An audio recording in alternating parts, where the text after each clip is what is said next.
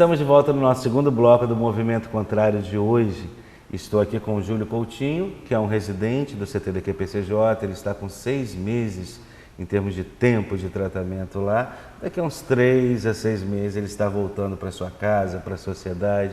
E o Júlio está nos partilhando aqui hoje, no nosso programa, sobre a importância e necessidade do adolescente jovem ter uma referência, ter um horizonte, né? Ter pessoas ao seu redor que possam realmente dar a ele um sustento, né? Um alimento moral, afetivo, até mesmo cultural, espiritual também, é claro, para poder não ter que se perder no mundo das drogas, né, Júlio? E o Júlio começou nos falando, no final do primeiro bloco, sobre a falta de referência do pai. Como é que foi isso, Júlio? O que aconteceu? Muito cedo, né? Meu pai teve essa questão com a minha mãe e com isso eu tive uma criação assim, não muito. Minha mãe é uma pessoa maravilhosa, sempre me deu educação. Só que na minha adolescência eu comecei a buscar certas coisas que eu tinha um vazio dentro de mim, mas que eu procurei buscar na rua. Procurar preencher esse vazio que existia dentro de mim. Então, para você, é claro, você está consciente que havia um vazio dessa atenção, do afeto do seu pai, do carinho do seu pai. E como não tinha, você procurou preencher por outras vias, que não era uma via paterna saudável, mas sim vias de um prazer imediato, no caso, as drogas que você citou pra gente agora há pouco. Seria isso, Júlio? Foi muito complicado, né? Porque por mais que a minha mãe era aquela pessoa autoritária dentro da minha casa e tal, fazendo o papel de pai e mãe. Os dois, né? E muitas das vezes eu sentia falta de estar ali em momentos, de dias mesmo comemorativos, eu não poder estar ali com meu pai, sabe? Então isso aí mexeu muito comigo. Mas eu procurando sempre me esquivar, né, dessas coisas até o momento que, quando eu conheci a droga de fato, a qual eu vim, tipo assim, dando toda a atenção.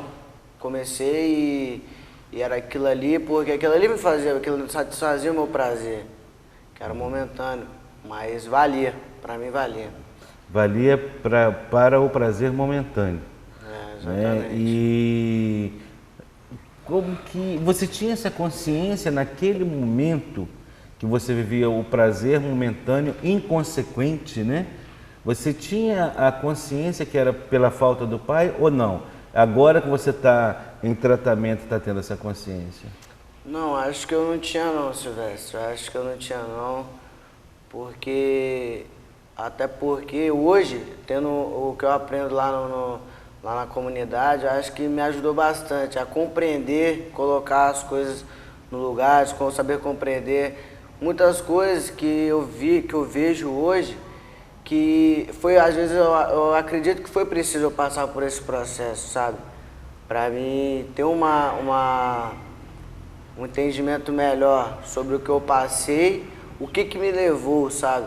A ter esses modos, essas atitudes. Entendi. Você, toda essa problemática acendeu em você a autossuperação, né? Você teve um aprendizado com isso e teve que fazer ter que tomar uma decisão, né? Porque você, como você disse no início do programa, no primeiro bloco, né? Ir, voltar, ficava oscilante, vulnerável. Então, os prejuízos foram, de certa forma, te oportunizando você ter que ser firme numa decisão para um lado saudável. Exatamente. Por isso que muitos dependentes químicos, Júlio, não te interrompendo, às vezes só buscam tratamento depois que vão para grandes prejuízos, né? Porque eles chegam no momento que eles falam assim, não dá mais para viver exposto ou vulnerável ao uso de droga, ao prazer imediato, como você nos disse aqui hoje, né? É preciso tomar uma decisão. Aí vem o primeiro passo, a aceitação, e depois o propósito.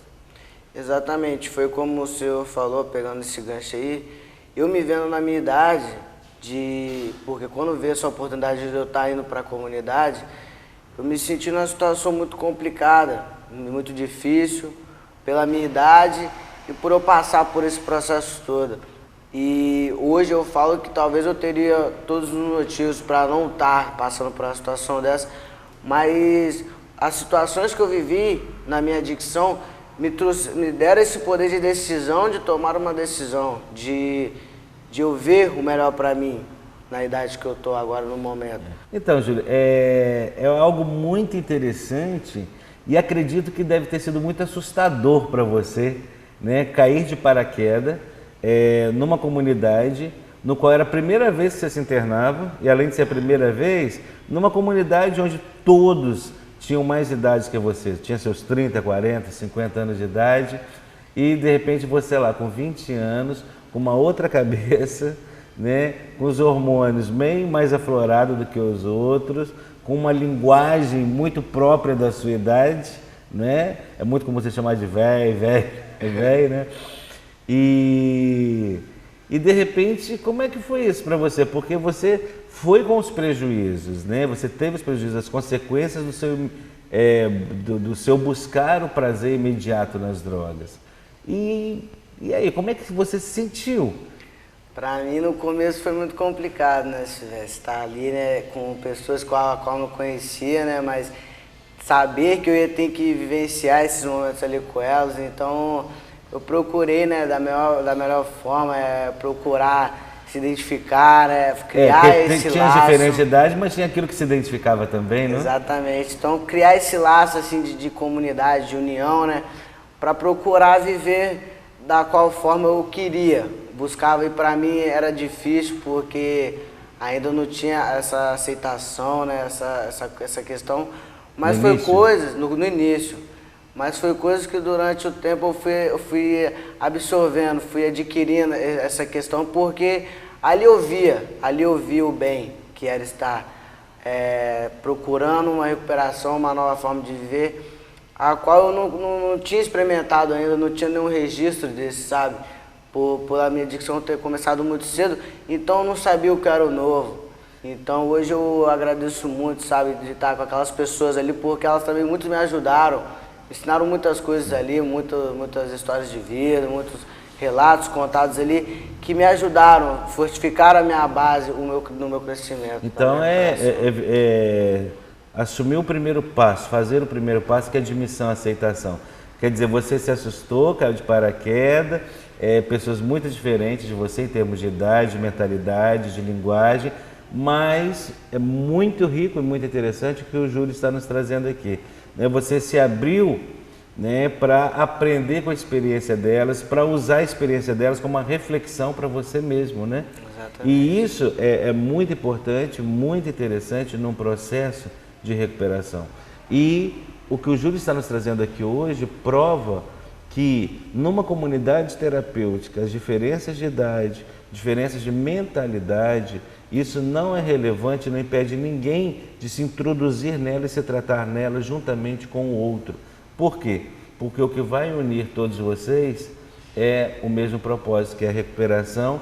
E quando se tem uma espiritualidade, inclusive, né, a espiritualidade une, onde vocês se tornam uns pelos outros, né? Isso é muito importante. Exatamente. E foi a qual também eu venho buscando muito lá dentro, né? A espiritualidade, ter esse momento, né, com o poder superior, com Deus, essa relação, porque o que vem me fortificando bastante, essa caminhada toda que eu tenho ali, foi momentos muito difíceis, passei, né, de aflições, de angústias, mas tudo em torno do meu crescimento, pro meu crescimento. Inclusive espiritual, né? Quer dizer, você viu na espiritualidade o caminho para a autossuperação. Mas nós vamos conversar mais sobre a espiritualidade, né, e essa recuperação dentro da comunidade no próximo bloco do Movimento Contrário. Até daqui a pouco.